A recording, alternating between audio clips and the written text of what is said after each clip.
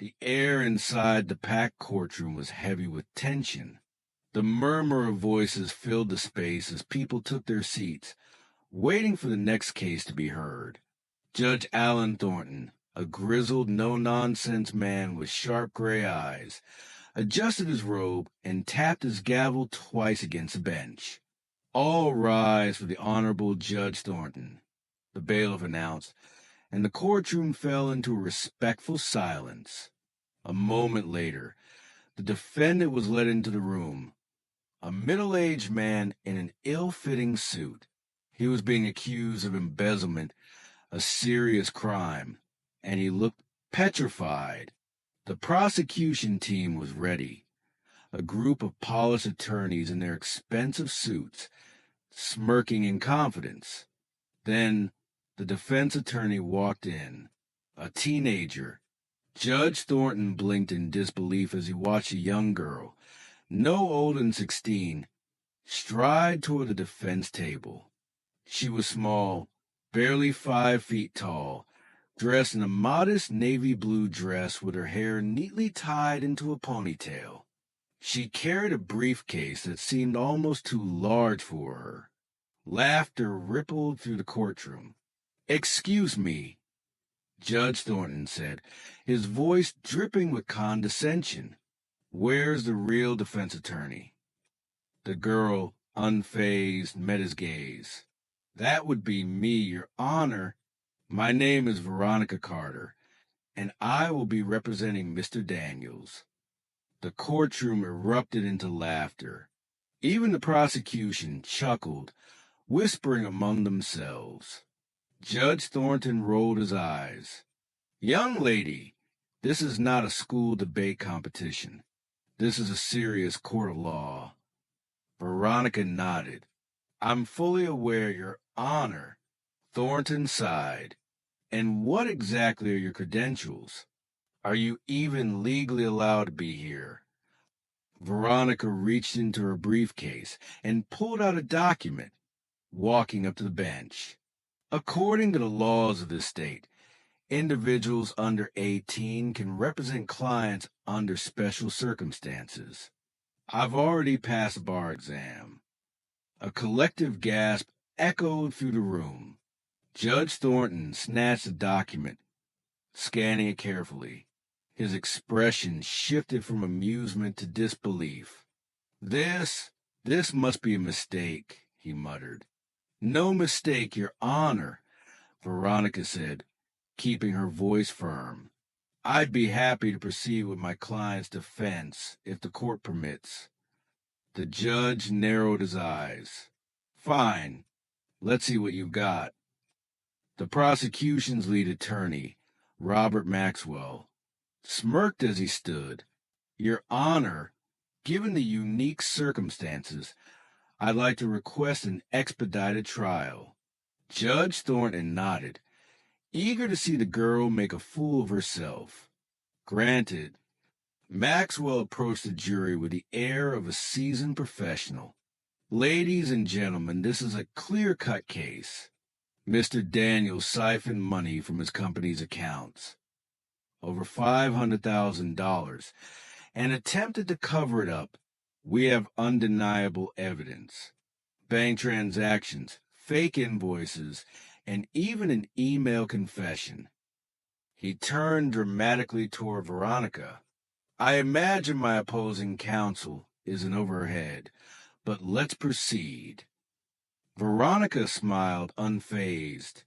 She approached the jury with an air of quiet confidence.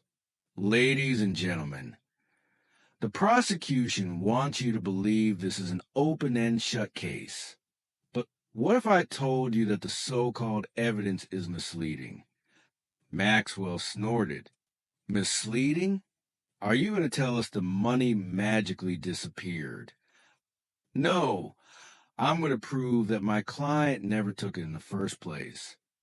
She pulled out a stack of papers and handed them to the judge, then distributed copies to the jury. "These are the company's internal transaction records. I compared them with the alleged fraudulent bank statements." Judge Thornton glanced at the documents, then frowned. This can't be right. It is your honor, Veronica continued. If you look closely, you'll see that the transactions Maxwell is referring to were made using a proxy server, one that my client had no access to. Someone else in the company set him up. The courtroom erupted into murmurs. Maxwell's confident smirk faltered. Objection. This is speculation. Not all. Veronica stepped forward. Your Honor, I'd like to call an expert witness. A forensic accountant was brought in, a man who has spent years investigating financial crimes. Under Veronica's questioning, he confirmed that the digital fingerprints on the transactions didn't match Mr. Daniels' known devices. Sweat trickled down Maxwell's forehead. That doesn't prove anything. Veronica tilted her head. Are you sure? She turned to the bailiff. Could you play the audio recording, please? A recording played through the speakers. A conversation between two executives, laughing about how they framed Daniels to cover their own tracks. The courtroom gasped. Judge Thornton leaned forward, his face pale. Where did you get this? Veronica smiled. Publicly available office recordings. My client had no idea they existed, but I did some digging. Maxwell slumped in his chair, defeated. Judge Thornton was silent for a long moment before turning to the jury. Ladies and gentlemen, do you need more time to deliberate? The jury foreman stood. No, Your Honor. We find the defendant not guilty. A wave of applause broke out in the courtroom. As the courtroom emptied, Judge Thornton remained seated, watching as Veronica packed up her things. Miss Carter, he called out. She turned. Yes, Your Honor? He studied her, still grappled with the fact that she had just demolished an experienced prosecution team. I misjudged you, he admitted.